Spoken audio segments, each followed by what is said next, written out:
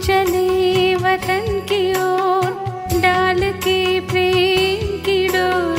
हम चले वतन की ओर डाल के प्रेम की डोर। बाबा खींच रहा है आज सहज ही अपनी। ஓம் சாந்தி 12/12/1983 அவ்வக்த பாப்தாதாவின் மகாவாக்கியம். தலைப்பு: ஒருமித்த நிலை மூலமாக அனைத்து சக்திகளின் பிராப்தி. இன்று அனைவரும் சந்திக்க வேண்டும் என்ற ஒரே ஒரு சுத்த எண்ணத்தில் நிலைத்திருக்கிறீர்கள் இல்லையா? ஒரே நேரத்தில் ஒரே எண்ணத்தில் இருப்பது என்ற இந்த ஒருமித்த நிலையின் சக்தி மிக உயர்ந்தது. இந்த குழுவின் ஒரு எண்ணத்தின் ஒருமித்த நிலையின் சக்தி என்ன செய்ய விரும்புகிறதோ அதை செய்ய முடியும். எங்கு ஒருமித்த நிலையின் சக்தி இருக்கிறதோ அங்கு அனைத்து சக்திகளும் உடன் இருக்கும். எனவே ஒருமித்த நிலைதான் சுலபமாக வெற்றி அடைவதற்கான சாவி. ஒரு சிரேஷ்ட ஆத்மாவின் ஒருமித்த நிலையின் சக்தி கூட அதிசய காரியம் செய்து காண்பிக்க முடியும் என்றால், எங்கு அநேக சிரேஷ்ட ஆத்மாக்களின் ஒருமித்த நிலையின் சக்தி குழுவின் ரூபத்தில் இருக்கிறது என்றால் அது என்னதான் செய்ய முடியாது? எங்கு ஒருமித்த நிலை இருக்குமோ அங்கு உயர்ந்த நிலை மற்றும் தெளிவான நிலை இயல்பாகவே இருக்கும். ஏதாவது புதியதாக கண்டுபிடிப்பதற்காக ஒருமித்த நிலை மிக அவசியம். அது வெளி உலகத்தின் கண்டுபிடிப்பாக இருந்தாலும் சரி அல்லது ஆத்மீக கண்டுபிடிப்பாக இருந்தாலும் சரி, இந்த ஒருமித்த நிலை அவசியம் தேவை. ஒருமித்த நிலை என்றால் ஒரே ஒரு எண்ணத்தில் நிலைத்து விடுவது, ஒரே ஒரு ஈடுபாட்டில் மூழ்கி விடுவது. ஒருமித்த நிலை அநேக பக்கங்கள் அலைய வைப்பதிலிருந்து சுலபமாகவே விடுவித்து விடுகிறது. எவ்வளவு நேரம் ஒருமித்த நிலையில் நிலைத்திருப்பீர்களோ அந்த நேரம் உடல் மற்றும் உடலின் உலகத்தை அவர் எந்த எண்ணத்தில் மூழ்கியிருக்கிறாரோ அதுவே அவருடைய உலகமாக இருக்கும். நீங்கள் அந்த மாதிரியான ஒருமித்த நிலையின் சக்தியின் அனுபவிகளா? ஒருமித்த நிலையின் சக்தி மூலம் எந்த ஒரு ஆத்மாவிற்கும் ஒரு செய்தியை சென்றடைய செய்ய முடியும்.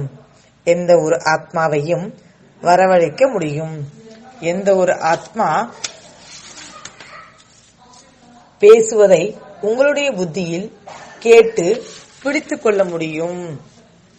தூரத்தில் அமர்ந்து கொண்டே எந்த ஒரு ஆத்மாவிற்கும் சகயோகம் கொடுக்க முடியும். அந்த ஒருமித்த நிலையை தெரிந்திருக்கிறீர்கள் இல்லையா? ஒரு தந்தையை தவிர வேறு எந்த எண்ணமும் இருக்க வேண்டாம்.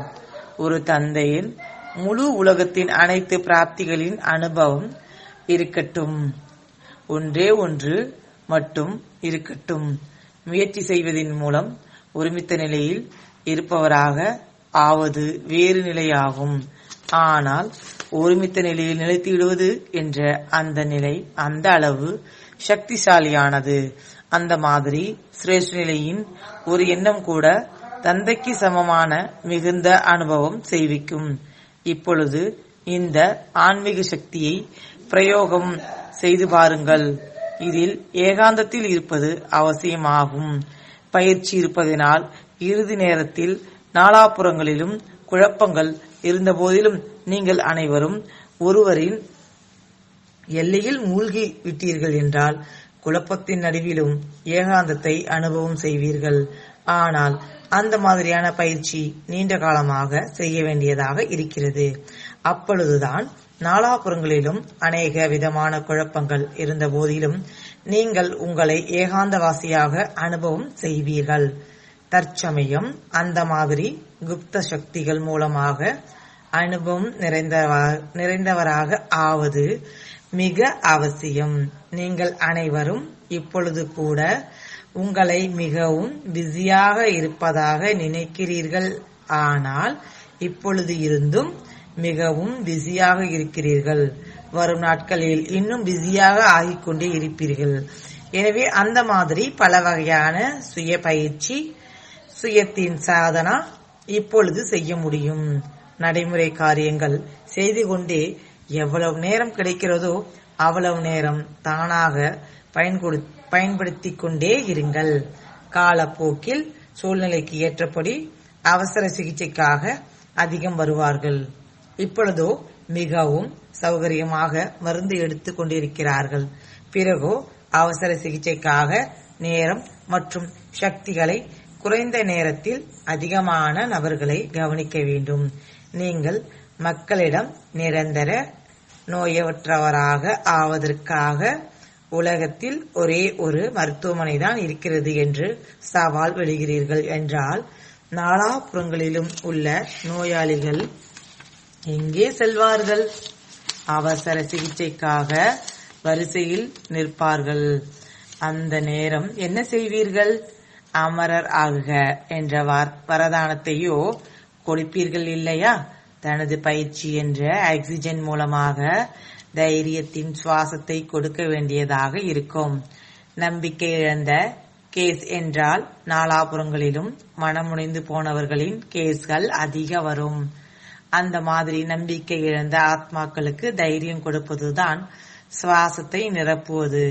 எனவே உடனடியாக ஆக்சிஜன் கொடுக்க வேண்டியதாக இருக்கும். அந்த சுய பயிற்சியின் ஆதாரத்தில் அந்த மாதிரி ஆத்மாக்களை சக்திசாலி ஆக்க முடியும். எனவே நேரமின்மை என்ற இதை கூறாதீர்கள். நேரம் இருக்கிறது என்றால் அது இப்பொழுதுதான் இருக்கிறது, பிறகு இருக்காது. எப்படி மனிதர்களிடம் நேரம் கிடைக்காது என்று கூறுகிறீர்கள், ஆனால் நேரத்தை இதற்காக ஒதுக்க வேண்டும் என்று அப்படி கூறுகிறீர்கள் இல்லையா? எனவே சுய பயிற்சி செய்வதற்காகவும் நேரம் கிடைத்தால் செய்வோம் என்று அப்படி இருக்கக்கூடாது. நேரத்தை இதற்காக ஒதுக்க வேண்டும். ஸ்தாபனையின் தொடக்க காலத்திலிருந்து ஒரு விசேஷ விதி இருந்து வருகிறது. அது எது? சிறு சிறு துளிகள் நிரப்பி குளமாகும். எனவே நேரத்திற்காகவும் இதே விதிதான். எப்பொழுது நேரம் கிடைத்தாலும் பயிற்சி செய்து செய்து அனைவரும் பயிற்சி சொருப கடலாகி விடுவார்கள். ஒரு வினாடி கிடைத்தாலும் அதையும் பயிற்சி செய்வதற்காக சேமித்துக் கொண்டே இருங்கள். ஒரு வினாடி என்று கூறி எத்தனை ஆகிவிடும்? ஒன்றாக சேர்த்தீர்கள் என்றால் அரை மணி நேரமும் ஆகிவிடும். நடைமுறை காரியத்திலேயே பயிற்சி செய்பவராக ஆகிவிடுங்கள். எப்படி சாதக பறவைகள் ஒவ்வொரு மலைத்துளிக்காக தாகம் உள்ளதாக இருக்கும், அந்த மாதிரி சுய பயிற்சி செய்யும் சாதக பறவை ஒவ்வொரு வினாடியையும் பயிற்சி செய்வதில் ஈடுபடுத்தினார் என்றால் பயிற்சி சொரூபமாக ஆகியே விடுவார். சுய பயிற்சி செய்வதில் அலட்சியமானவராக ஆகாதீர்கள். ஏனென்றால் இறுதியில் விசேஷமாக சக்திகளின் பயிற்சியின் அவசியம் இருக்கிறது. அந்த நடைமுறை சோதனைகள் மூலமாகத்தான் வரிசையின் கிடைக்கும். எனவே முதல் டிவிஷனில் வருவதற்காக சுய பயிற்சியை அதிவேகமாக செய்யுங்கள். அதிலேயும் ஒருமித்த நிலையின் சக்திக்கு விசேஷ பயிற்சி செய்து கொண்டே இருங்கள். குழப்பம் ஏற்படுகிறது மற்றும் நீங்கள் ஒருமித்த நிலை உள்ளவராக ஆகிவிடுங்கள். அமைதியான இடம் மற்றும் சூழ்நிலையில் ஒருமித்த நிலையில் இருப்பது என்பதோ சாதாரண விஷயம். ஆனால் 4 விதமான குழப்பங்களின் இடையே ஒருவரின் முடிவில் மூழ்கி விடுவது என்றால் ஏகாந்தவாசி ஆகிவிடுவது. ஏகாந்தவாசியாகி ஒருமித்த நிலையில் நிலைத்திருந்து விடுங்கள். இதுதான் மகாரதிகள் செய்ய வேண்டிய மகான் முயற்சி. புது புது குழந்தைகளை பொறுத்தளவில் மிகவும் சுலபமான சாதனம். ஒரு விஷயத்தை மட்டும் நினைவு செய்யுங்கள், மேலும் ஒரு விஷயத்தை மற்றும் அனைவருக்கும் கூறுங்கள். ஒரு விஷயத்தை நினைவு செய்வது மற்றும் கூறுவதோ கடினம் இல்லைதான் இல்லையா? நிறைய விஷயங்கள் இருக்கின்றன என்றால் மறந்து விடுகிறீர்கள். ஆனால் ஒரு விஷயத்தையோ மறக்க மாட்டீர்கள். ஒரே ஒருவரின் மகிமை செய்கிறீர்கள், ஒரே ஒருவரின் பாடல் பாடுகிறீர்கள், மேலும் அந்த ஒரே ஒருவரின் அறிமுகத்தை கொடுத்து கொண்டே இருங்கள். இது சுலபம்தான் இல்லையா? அல்லது இது கடினமா? எங்கு ஒருவர் இருக்கின்றாரோ அங்கு ஒருவரின் ரசனையில் இருக்கும் நிலை இயல்பாக உருவாகி விடுகிறது. மேலும் வேண்டியதே என்ன? ஒருவரின் ரசனையில் இருப்பதுதான் வேண்டும் இல்லையா? எனவே ஒரு வார்த்தையை நினைவில் வையுங்கள். ஒருவரின் பாடலை பாடுவது, ஒருவரை நினைவு செய்வது எவ்வளவு சுலபம். புது புது குழந்தைகளுக்காக சுலபமான குறுக்கு வழியை கூறுகிறோம். எனவே விரைவில் சென்றடைந்து விடுவார்கள். இதைத்தான் விரும்புகிறீர்கள் இல்லையா? பின்னால் வந்திருக்கிறீர்கள், ஆனால் முன்னால் செல்ல வேண்டும் என்றால் இதுதான் குறுக்கு வழி. இதன்படி நடந்தீர்கள் என்றால் முன்னுக்கு சென்றடைந்து விடுவீர்கள். மாதாக்களுக்கோ அனைத்து விஷயங்களிலும் சுலபம் வேண்டும் இல்லையா? ஏனென்றால் பல ஜென்மங்களாக மிகவும் களைப்படைந்திருக்கிறார்கள். எனவே சுலபமானது வேண்டியதாக இருக்கிறது. எவ்வளவு அலைந்திருக்கிறீர்கள்? 63 ஜென்மங்களில் எவ்வளவு அலைந்திருக்கின்றீர்கள்? எனவே அலைந்து திரிந்த ஆத்மாக்களுக்கு சகஜமான மார்க்கம் தேவையாக இருக்கிறது. சகஜ மார்க்கத்தில் செல்வத்தினால் இலக்கை சென்றடைந்தே விடுவீர்கள். புரிந்ததா? நல்லது. புதியவர்களும் அமர்ந்திருக்கிறார்கள் மற்றும் மகாரதிகளும் அமர்ந்திருக்கிறார்கள். இருவர்களும் எதிரில் இருக்கிறார்கள். அனைத்தையும் விட மிக அருகாமையில் இருப்பது குஜராத் தான் இல்லையா? அருகில் இருப்பதுடன் குஜராத் சகயோகியாகவும் இருக்கிறது. சகயோகம் கொடுப்பதில் குஜராத்தின் எண் ராஜஸ்தானை விட முன்னுக்கு இருக்கிறது. அபு ராஜஸ்தானில் இருக்கிறது. அந்த மாதிரி ராஜஸ்தான் அருகாமையில் இருக்கிறது இல்லையா? ராஜஸ்தானின் ராஜாக்களும் விழித்திருந்து விட்டார்கள் என்றால் அதிசயம் செய்வார்கள். இப்பொழுது குப்தமாக இருக்கிறார்கள், பின்பு பிரத்யக்ஷம் ஆகிவிடுவார்கள். குஜராத்தின் ஜென்மம் எப்படி ஏற்பட்டது என்று தெரியுமா? குஜராத்திற்கு முதலில் சகயோகம் கொடுக்கப்பட்டது. சகயோகத்தின் நீர் மூலம் விதை பெரிய மரமாக வளர்ந்தது. எனவே பழமும் சகயோகத்தினுடையதுதான் வெளிப்படும். குஜராத்திற்கு நேரடியாக பாப்தாதாவின் எண்ணத்தின் சகயோகத்தின் தண்ணீர் கிடைத்திருக்கிறது.